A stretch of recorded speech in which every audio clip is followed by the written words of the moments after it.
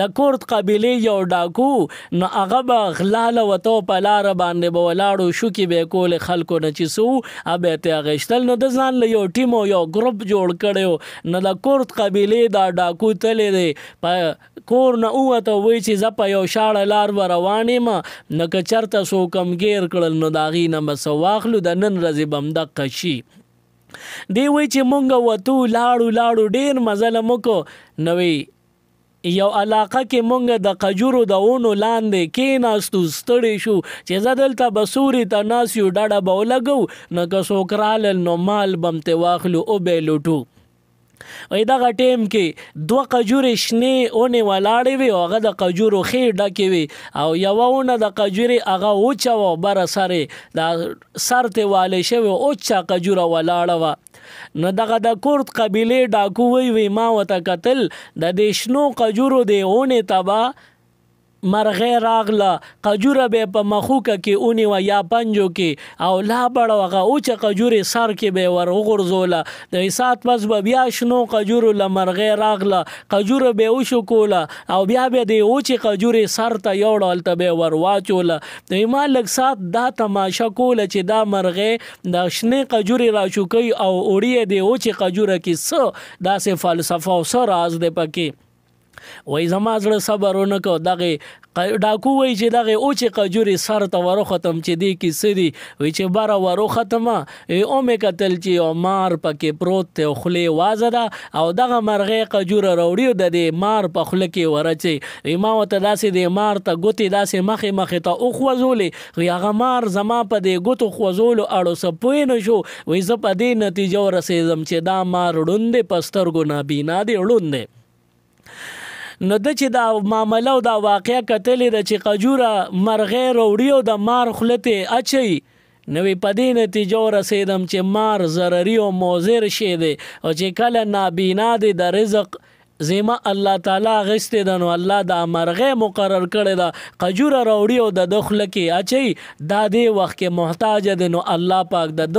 ضرورت پوره کوي د خېټې ذمہواری الله اغشته ده. نه دغه ډاکو وایي چې زه دغه قجورې نه راکو شوم او په مخ سر مې راکېښې لوی چغې مې ایستې او چغې مې والې چې یا الله زما توبه یا الله زما توبه یا الله زما توبه زه به بیا داسې نه کوم. او زما چې لاس لیکم د ګروپ مرګري ډاکوانو هغوی ټول په منډه رالل چې صاحب په تا څه چلو شو ولې او یارېدې که څه معامله ده چې ته لوی چغې او بې حوصلې دا ولې وایي د بره مار د ړوند قصه مې ورته وکړله وایي هغې وی چې تا ته څه سبق وی ما ورته وی چې زما دغه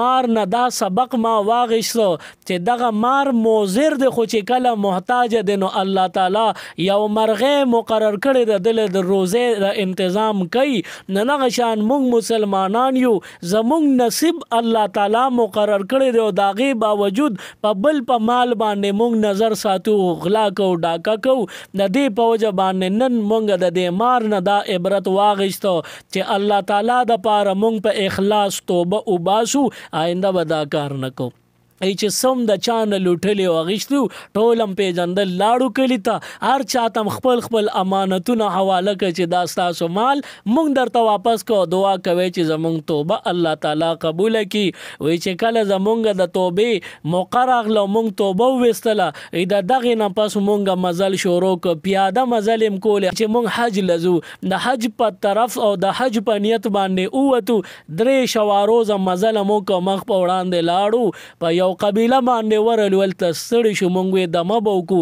هلته یو بوډۍ ړنده زنانه راغله او د کپړو پنډو کې ورسره او چغه کړه چې د کورد د قبیلې فلاني نوجوان تاسو کې شته نو دغه نوجوان ورته ورمخ کې شو چې او زه دغه کورد د قبیلې فلاني نوجوان مته چې کوم نوم لې زه هغه یم وایي زما د ګروپ نور ډاکوان هم ورمخ کې شو چې دا زنانه به څه وایي نو ناګانه دغه زنانه جړل او پنډو کې د کپړو راله راکړه چې دا بچیه د الله په لار کې قبول کا. وایي ما ورته وی چې بیبي دا پندو کې د څه دپاره ماله راکې او دام راته ووایه چې ته څوک او دا ما څنګه پیژنې لږ پوره خبره راته وکړه. دا بوډۍ ړنده زنانه ورته وایي چې زما زوی چېرته په جنګ کې شهید شوی او چې هغه شهید شو نو د هغه د کپړو غم و چې دا به زه چاله ورکوم.